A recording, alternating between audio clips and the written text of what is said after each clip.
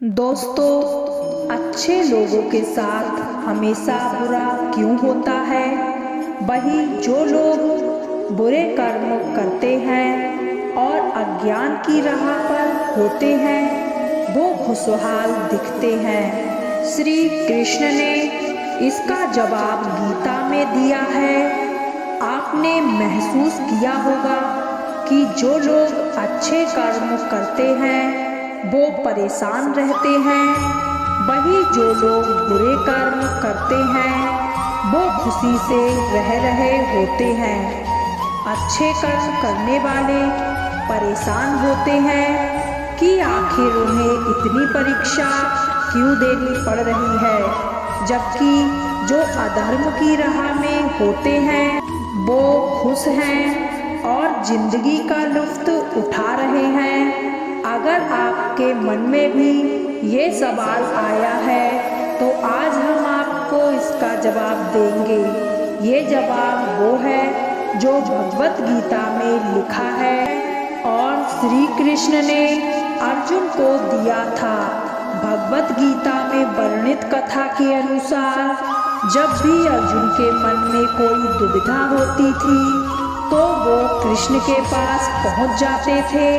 एक बार की बात है, अर्जुन भगवान श्री कृष्ण के समीप आकर कहा कि वो दुविधा में है और इसका जवाब वो श्री कृष्ण से चाहते हैं। श्री कृष्ण ने पूछा कि क्या सवाल है?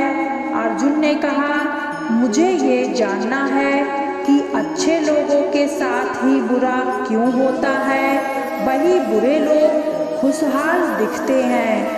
अर्जुन के मुख से ऐसी बातें सुनकर श्री कृष्ण मुस्कुराए और कहा, मनुष्य जैसा सोचता है और महसूस करता है वैसा कुछ नहीं होता है, बल्कि अज्ञानता की वजह से वो सच्चाई समझ नहीं पाता है। अर्जुन उनकी ये बात समझ नहीं पाए। इसके बाद श्री कृष्ण ने क्या कहा वो जानते हैं। श्री कृष्ण ने अर्जुन से कहा, पार्थ, मैं तुम्हें एक कथा सुनाता हूँ। उसे सुनकर तुम समझ जाओगे कि हर प्राणी को उसके कर्म के हिसाब से ही फल मिलता है। प्रकृति हर किसी को अपनी राह चुनने का मौका देती है। अब वो मनुष्य की इच्छा पर निर्भर करता है कि उसे धर्म की राह चुननी है या अधर्म की। कथा शुरू करते हुए श्री कृष्ण ने कहा, एक नगर में दो पुरुष रहा करते थे। एक पुरुष व्यापारी था जिसके जीवन में धर्म की बहुत महत्वता थी। वो पूजा पाठ में यकीन रखता था। वो हर रोज मंदिर जाता था और दान धर्म भी करता था और हर रोज भगवान की पूजा करता था। वही दूसरा पुरुष बिल्कुल विपरीत था। वो हर रोज मंदिर तो जाता था लेकिन पूजा करने नहीं, बल्कि मंदिर के बाहर से जूते चप्पल चुराने। उसके दान और धर्म से कोई लेना देना नहीं था।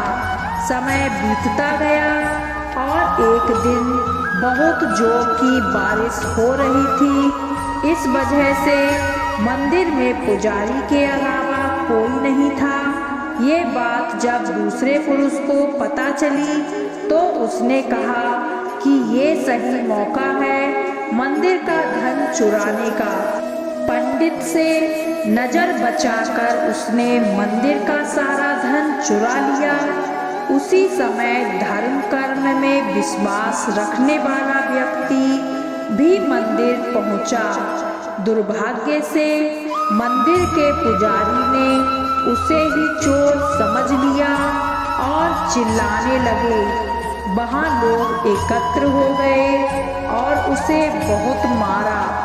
किसी तरह वो बचते बचाते वहाँ से निकला तो दुर्भाग्य ने उसका साथ वहाँ भी नहीं छोड़ा।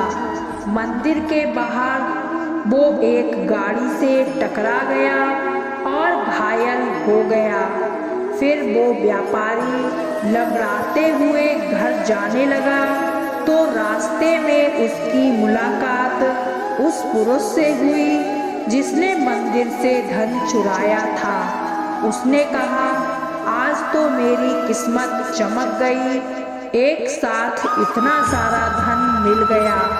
ये सब देखकर उसे बहुत बुरा लगा और उसने अपने घर से भगवान की सारी तस्वीरें निकाल दी।